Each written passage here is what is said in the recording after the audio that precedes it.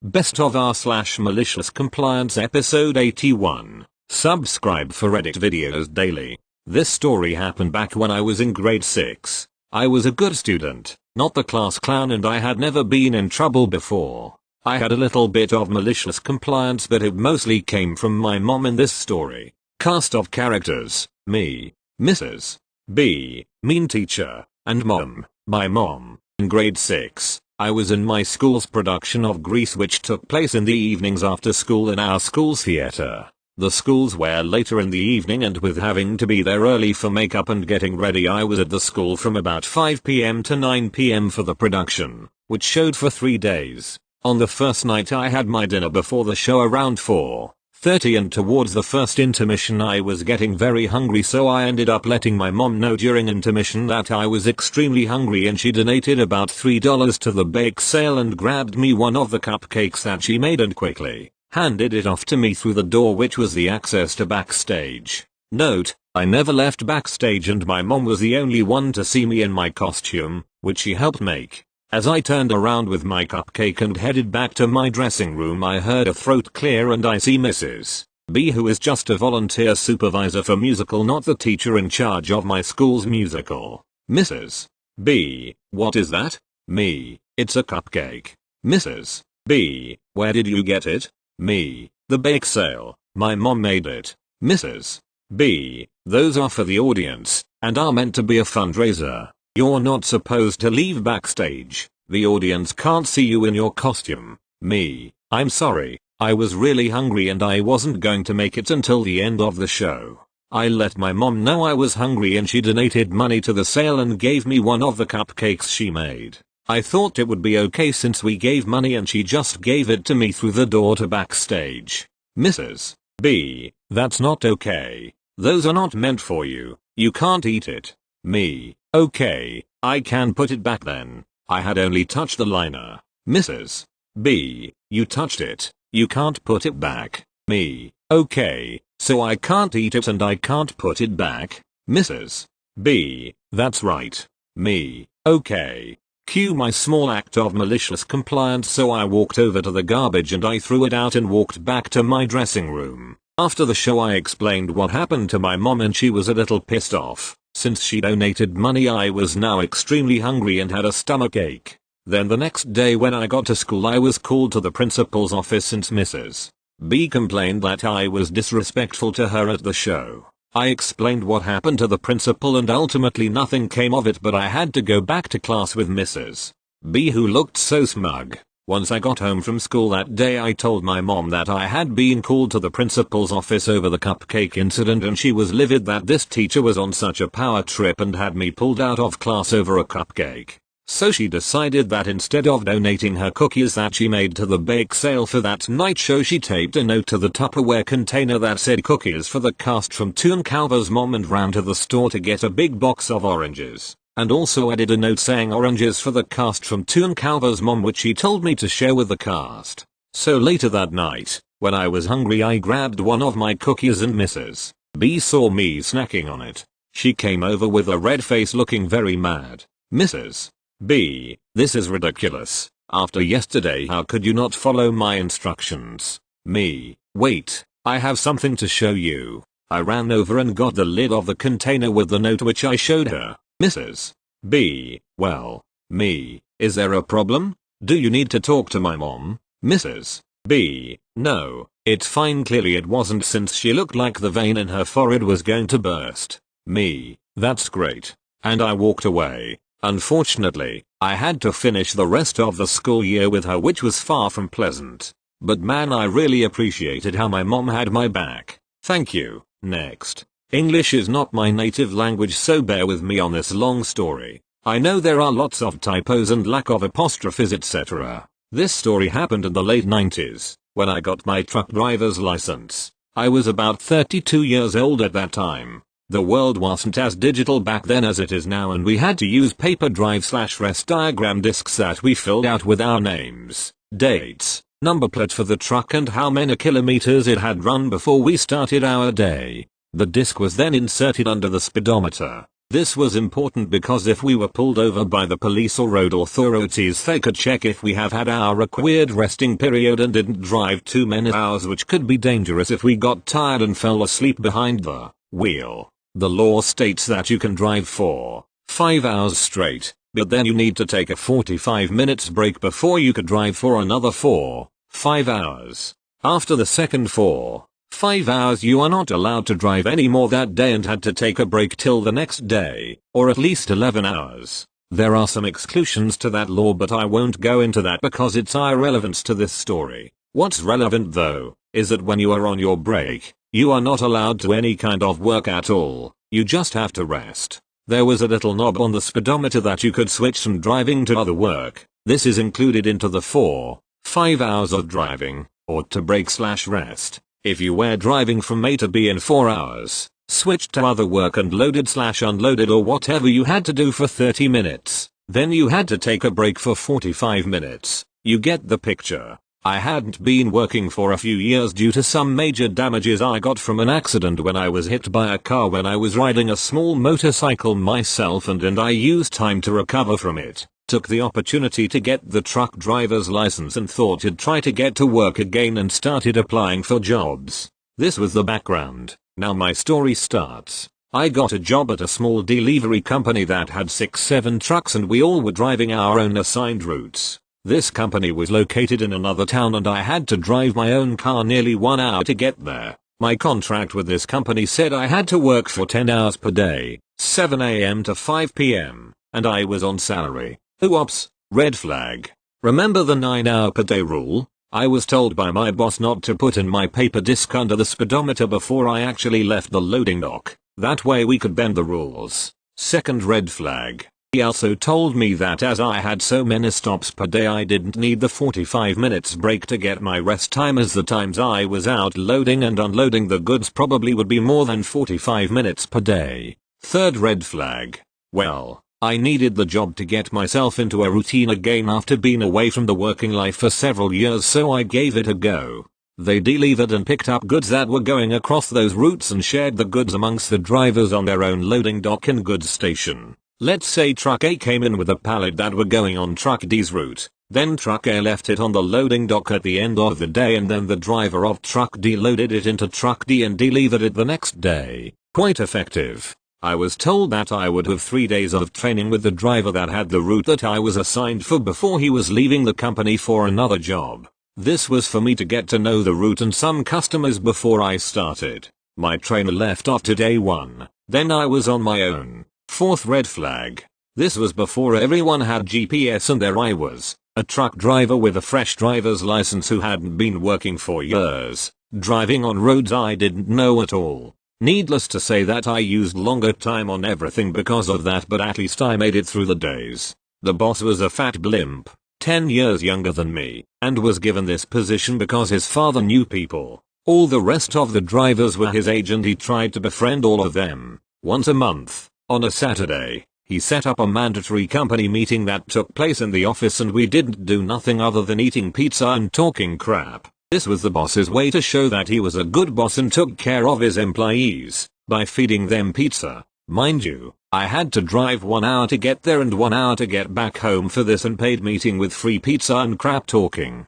I was the only employee that lived out of town and he didn't see that I lost both family time and money by attending to these meetings. In his own words, we had to socialize, and since we didn't have the time to do it on our workdays, we had to do it on a Saturday. Hooray! Thanks for the free pizza, boss, and thanks for ruining my day off. To explain how good this boss were, I have to tell the story about when I was supposed to pick up an industrial metal door from the factory. They forgot to grind one of the edges to smooth it, and when I was lifting it the metal cut through my glove and into my fingers and made me bleed pretty bad. I loaded the door onto the truck and secured it. Then I got a new unused glove to put on my bleeding hand before I drove to the hospital and parked at the side. I went into the emergency entrance where the ambulances were, found a woman dressed in white and asked if I could get some help.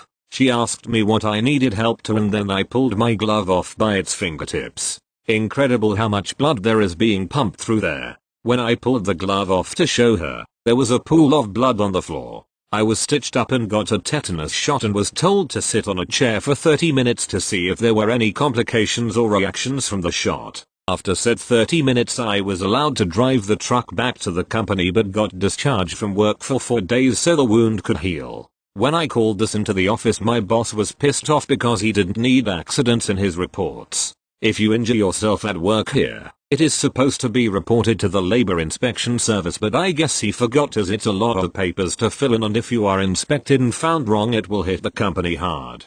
Wound healed and I am back at work. One day I got a phone call at 3 PM and was told I had to go to a way out of route and to another shipping company to pick up a few pallets of something that they had failed to deliver to a factory. Now that factory had to shut down their production because of it. The factory couldn't produce whatever they did due to the lack of feed. I was told by my boss that we, the company that I worked for, would be paid generously as this was an after-hour emergency blah blah blah and that we would get good rates and more to do. I did what I was told. I knew I was breaking the law but my company would probably pay the fines if I was pulled over by the police for anything, and drove the fastest I could to get the factory their goods. They were very happy with what I did and if they had had a red carpet I am pretty sure they would have rolled it out for me when I arrived. I drove from the factory into my company's loading dock where I parked the truck for the night. It was now 9 PM. Next day the boss slapped me on my back and told me I did a good job and I thought so myself as well, even with too many hours behind the wheel.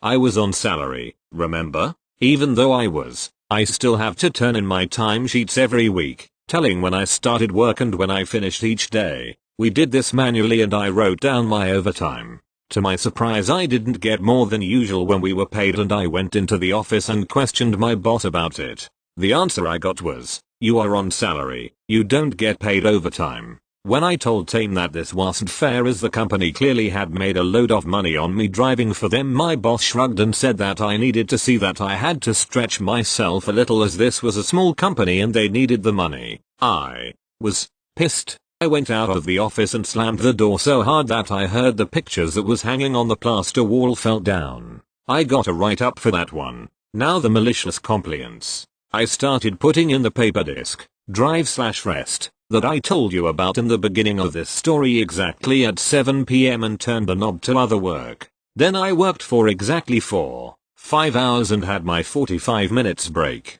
I stopped my usual delivering and pickups exactly 3 PM after that and started driving to our company's loading dock. A truck can only drive as fast as 80 kilometers per hour. If you go over, then you are speeding according to the law. This was well calculated. From where I usually was located at 3 PM it would take me about 5 hours to get home and then I had 30 minutes to unload the truck and get all the goods in it where it was supposed to be in our depot. After these 30 minutes the clock were 5 PM and I was off for the day as I didn't get paid for more than that. After a month or so I had to switch routes and I got one that I didn't know again and thing went slow, just like with the beginning of the previous one. No GPS means slow. I continued to do the same and ended my day at 5 PM every single day. Now my boss was pissed but he couldn't do anything about it as I did my work and the company was losing money every day hence the pickups and drop-offs not being done. Then he decided to punish me. Well so he thought.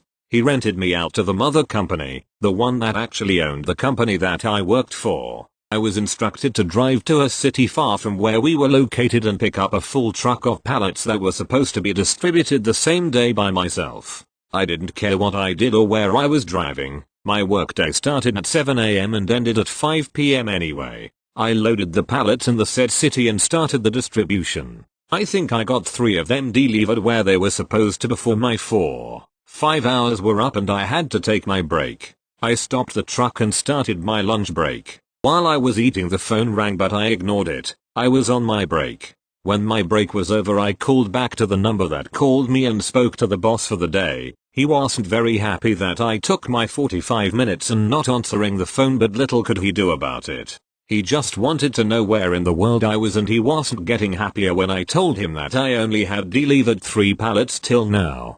The day went on like normal. I delivered most of what I was supposed to but I had 4 pallets left on my truck when it was time to start driving back to the company. I called the boss of the day and told him that everything went fine and that I only had 4 pallets left on the truck. He replied that he was glad that it went fine and that delivering those 4 pallets would be no problem as the places that were waiting for them didn't close their doors before 8 p.m. and that was 5 hours ahead. I replied with a grin on my face, that might be, but I am not paid after 5 p.m. so I can't do it. In fact, at 8 p.m. I am probably sitting in my sofa with my legs up watching TV. You see, I can't afford to stretch that far. I have a family and I need the money. I left my notice of resignation the day after that and started working as a forklift driver in a goods hub that I used to visit on my first route after that. I became friends with the workers there when I used to drive that route and I was there every day delivering or picking up. They called me and asked me if I needed a career change and of course I said yes. I got much better pay and I clocked out when I was supposed to. The best thing about this was, after a few months working in that hub my old boss came in with a small truck. He lost his job as boss and now he had to be a driver himself. He didn't have a license to drive the heavier trucks so he was stuck with a small one that was absolute shit to drive as it was underpowered. He came to me with papers that showed that he was to pick up an industrial double steel door, a really heavy one. I dropped it off in front of him and told him, there you go. Then I left him to struggle with it alone. I hope he didn't cut himself. Edit. Just to clarify things, this did not happen in the US. It happened in a small country in Europe, Norway. All the European countries, well at least all the members of the European Economic Area, have the same rules for truck driving regarding driving/working/resting hours. My country also have laws regarding weekly allowed working hours. Every hour worked over 37.5 hours per week is considered overtime and should be paid as such. Thank you. Next. I worked for a certain fast food joint when I was a teen. You know the one. I was loving it. Anyway, we got a new general manager out of the blue. He was a bit of a dick but the charismatic kind of dick that everyone seemed to fall all over. One night I was manning the deep fryers. Part of that position included making the tea and bringing up front as needed. Well, I was 17 and maybe 90 pounds soaking wet at the time. Everyone knew I couldn't lift the tea containers, 5 gallons, maybe roughly 40 pounds, but I always made the tea like my job required. Whoever needed the tea would come and get it for me, or I'd cover someone's spot while they carried it up front. The new GM was not having it for some reason. He insisted I do my job myself with no help. Okie dokie, anything you say boss. Someone called back for tea in the drive-thru. GM stopped someone from helping me and said I needed to get it myself. I walked to the walk-in, grabbed the tea off of a shelf above my head, promptly spilled maybe a fifth of it down myself. Oh well, now it's lighter. He was kind enough to hold the cooler door open for me. I then waddled my way up to the front, bear hugging the container and sloshing tea out the side of it with every step I took. I finally got it to the DT with about 1/3 of it left in there. Naturally they went through that quite quickly and called back for more before my shift was over. I gave my GM a look like you want a repeat of all that, and he got someone else to go get it. I had put my 2 weeks in as soon as I found out he was gonna be our new GM. I had worked with him at a different location so I already knew it was gonna be bad, so I wasn't there much longer after that incident. I heard that things got way worse with him though. He got hospitalized by a few disgruntled employees like a month after I quit. He quit not long after. I sincerely wish they had the tea system they use now when I worked there. Seems a lot easier. Thank you. Next. This happened back in 2003 when I was 19. My aunt, whom you know from these posts, entitled aunt ruined my 10th birthday and entitled aunt tried to kill our dog, was trying to do a little social climbing by joining an elite kitty party club. For those of you who don't know, a kitty party is pretty much a gathering of brain-dead trophy wives who come together to brag about how they're spending money that their husbands have made. The kitty refers to the amount collected at the party, every member contributing a certain sum of money each month. The kitty is handed over to one member of the group every month. Anyway, the club my aunt had joined had some high society ladies, including my uncle's boss's wife as its members. This club had a rule to always have home-cooked food at their gatherings. Said home-cooked food would, of course, be provided by the one hosting the gathering. Now, as the other women were wealthy enough to be able to afford servants, this wasn't a problem for them. But when my aunt was to host the gathering, as a new member, she was panic-stricken. You see, My aunt couldn't cook to save her life. She's the kind of cook who lends flavor to her food by smothering everything in butter or by drowning her desserts in sugar. Needless to say, she couldn't serve such abominations to her new overlords. I don't like to toot my own horn. Fuck it. I most certainly do. But I'm a very good cook. Even at age 19, my culinary skills were admirable. It's one of my hobbies and I love it. Aunt knew this of course and decided to implore/emotionally blackmail/try to goad me into preparing the food for her. Food that she would pass on as products of her cooking. This cunt had never praised my cooking before. In fact, she would go out of her way to find faults where none existed. When I brought this up, she said she was just pushing me to do better. When I refused, she decided to go to my father. She went on and on about how it was my summer break and as I didn't have college classes to attend, I could probably find the time to do it. My dad told her it was a huge task and I shouldn't be compelled to do it and told aunt that she shouldn't try to deceive her new friends like this. When she suggested that my stepmom do it, dad shot that down too. But that bitch just wouldn't quit. The party was 4 days away and for 3 of those days she would call my dad several times a day to beg him to convince either me or my stepmom to cook for the party. I was pissed and decided to teach her a lesson by doing exactly what she wanted. I told her I would cook for her party, but only if she paid for the ingredients that would be used. I would shop for them myself. Aunt was ecstatic and agreed to my terms. The items, as per my aunt's specifications, included malay kofta, malay aloo, maaki dal, raita and for dessert gulab jamun and khaja ka halwa. I would strongly suggest that you Google these items to know exactly what they are, in order to gain a better understanding of what happened later. My aunt knew for a fact that I was pretty good at preparing all of these dishes and was confident that she would get tons of compliments. She said she would make the rotis, bread, herself. It was the one thing she could cook well. My stepmom offered to help, but I declined. I would be doing this for my beloved auntie all by my little self. The party was to start at noon, but as lunch was going to take a bit longer than expected, part of my plan, I told her I would bring it over to her place myself. She was annoyed but agreed. I packed and loaded everything into my dad's car and drove over to her place. I got there at the nick of time. As soon as I was done emptying the food into various pots and pans and aunt had set the table, the trophy bitches had started pouring in. This meant that my aunt would not have chance to taste the food. Perfect. My aunt rushed me out the door, lest the aristocrats catch a glimpse of the peasant. That very day, in the late afternoon, my aunt came over once again.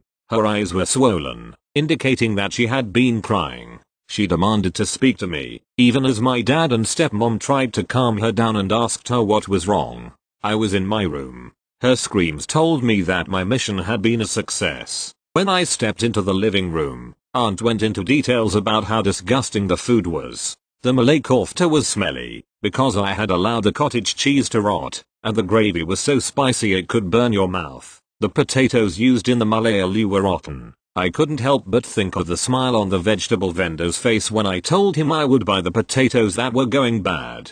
The pulses and the maaki dal were hard as nails, because I hadn't steamed them properly. There were date pits in the khaja ka halwa. Khaja means dates, and yes, I had left the pits in there on purpose, and the gulab jamun were hard as rocks. That's because I had left them in hot oil for way longer than is recommended. I let her go on about how I was good for nothing and how I could never do anything right. How the other ladies were so displeased with her and had left early before making a few snide remarks about how they needed to go get some real food. He husband's boss's wife had been particularly acidic.